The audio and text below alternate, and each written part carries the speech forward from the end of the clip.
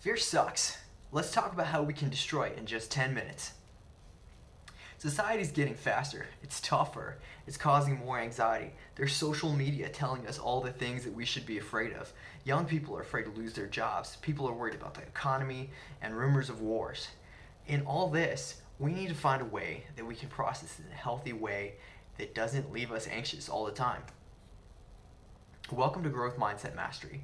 When they're saying that it's impossible, we're saying, no, I believe we can do something about this. Let's talk about what fear is. Fear is a response by the amygdala.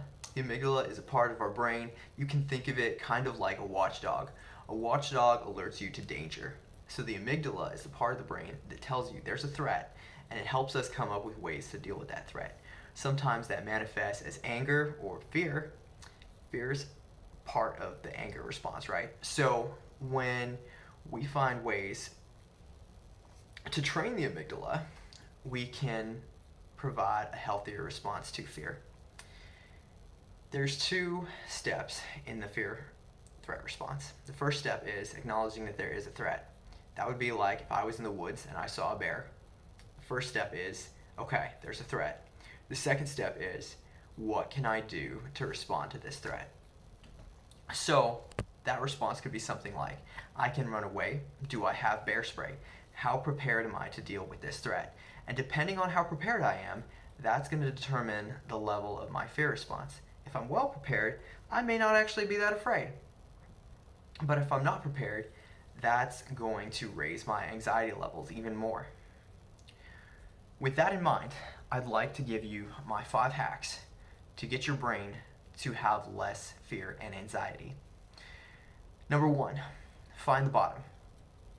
The difference between fear and anxiety is that anxiety is a little bit more vague. A fear is a specific thing that we're concerned is going to happen. It could be something like, I'm concerned that I don't have enough money to pay all of my bills. My salary isn't adequate. That's specific. It tells me exactly what I'm afraid of. That's something that I can respond to. Something like anxiety would be more like, I have a lot of bills. This is too expensive. What am I going to do? That is less specific than a fear. It's something that I'm concerned about, but I haven't quite laid my finger on what it is exactly that I'm afraid will happen. I compare this to a 5-foot hole versus a bottomless one, or one that I don't know the depth of the hole. The 5-foot hole I can deal with. I know if I fall, it's 5 feet. I can hurt myself, but at least I've got an idea of how far I'm gonna fall. The bottomless pit, the one where I can't see the bottom, that one really scares me because I don't know how deep it goes. So finding the bottom of a fear is one of the best ways to limit that fear. At least if I know how far it goes, I'm not staring into a bottomless pit of hopeless anxiety. And number 2, accepting the fear. So once we've found the bottom of the pit, the next step is finding our ability to deal with it like we talked about before. Can we accept this fear? Is this something we can live with if it happens? Can I live with falling into the 5-foot hole? If we're talking about something that is anxiety causing, it could still be a first world problem. It might be something that we can live with. I'm going to be late for work. I might miss a payment. Can I come back from that? And if that's true, the best thing may be to accept that that is a possibility, or to accept that it's going to happen. Because accepting a fear actually limits its power over you. You don't have to keep repeating that endless cycle of looping anxiety. If we just accept that fear, that gives us the ability to move on. I might miss that payment, but life will go on, and there's still things I can do even if that does happen. This is especially helpful when we're worried about things that aren't real. Did you know that social media is actually designed to cause more fear and anxiety because it increases the amount of viewers on that platform? We respond very well to fear when in terms of what piques our curiosity. We respond well to threats. But a lot of that is really just junk mail targeted at us. It's not all worth worrying about. And so if we can accept these possibilities that things that won't kill us may happen, That's going to go a long way to helping us filter through that junk mail. Yes, maybe some of those things you read on Facebook, Instagram are true. Can you accept it? Can you accept that some of these first world problems may hit? Because there's worse things that could happen to you. And you can also accept that some of those worst things are possibilities. But once you've accepted it, or at least acknowledged that it could happen, that gives you more power over that fear than to continue worrying about it. Third, you can face the fear.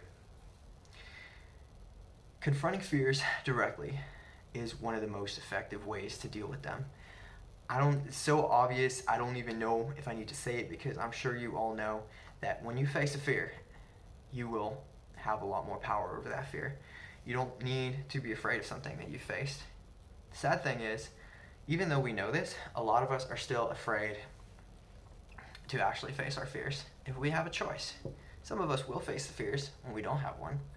But a lot of people that are afraid of heights stay afraid of heights because they avoid high places. People afraid of spiders a lot of times will still be afraid of spiders because they avoid spiders. I went on a trip when I was in high school, and I had a great, encouraging group of people. We went to a high ropes course, and because of the support of my people, I had the courage to go climb the high ropes course. And when I did, it was terrifying at first, but the second or third time it was much less so. The more times you do something that scares you, the less power that fear has over you. You learn to face that fear. You learn to conquer that fear. You learn to destroy that fear. 4, visualizing a fear. Sometimes it's impractical for us to face a fear directly. We're afraid of things that we don't want to make happen.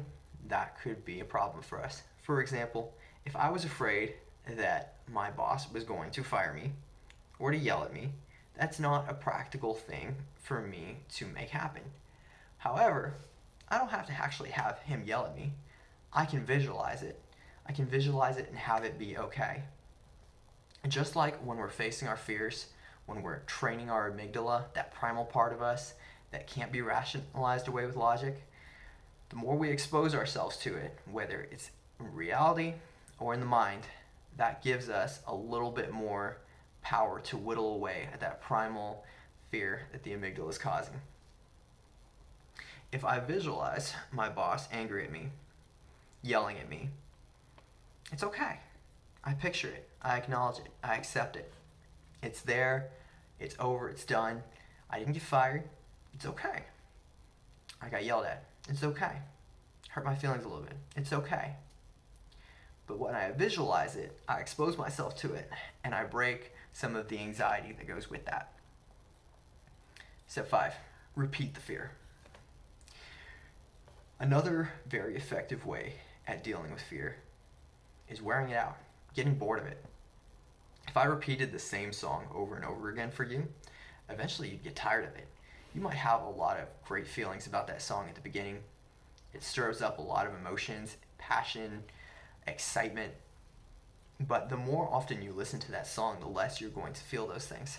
That's how our minds work. When we get bored, we can't listen to the same thing over and over again. That same principle works great with fear. Repeat that fear over and over again to yourself. If I'm afraid I'm getting fired, then I have to say to myself, I'm going to get fired. I'm going to get fired. I'm going to get fired. If I have to say it 100 times, it's totally worth it. You can totally do that in 10 minutes. It might be a boring 10 minutes, but that's really the point. You want to get your mind so bored with that fear that it has no more power over you. If it doesn't get done in one day, I'm still afraid of it the next day. I've got to repeat it again to myself. I've got to visualize it some more. The more we can expose ourselves to the things that scare us the most, the more we're going to be able to destroy that fear. So for 10 minutes a day, practice one or all of these skills. Face things that scare you. Don't hide from the fears. That just makes them worse. I know it's tough, and I know it's challenging. And this last idea in particular may be uncomfortable for some people because I know not everyone likes to say things that aren't true. And you will have to say you'll have to repeat the fear over and over again, even if it's not true. That's just how it works. But you're not lying. You're bringing the lie to the light. You're showing it for what it is, and you're teaching your brain to not listen to the lie by making it irrelevant. That's totally different than saying something to deceive. It was uncomfortable for me at first, but what you're doing is giving yourself temporary permission to say something that isn't true. Your mind knows what's true. You know what's true. You've just got to teach your instincts to come along with your mind. All right, so let's wrap up. Fear can't control us. Our society has a lot to do with that. It pushes us to be more afraid, and there's a lot of scary stuff out there. But you can train your mind to respond in a healthy way to the things that scare you. I want you to try any or all of these techniques for 10 minutes a day. It's going to lower your stress. It's going to lower your anxiety.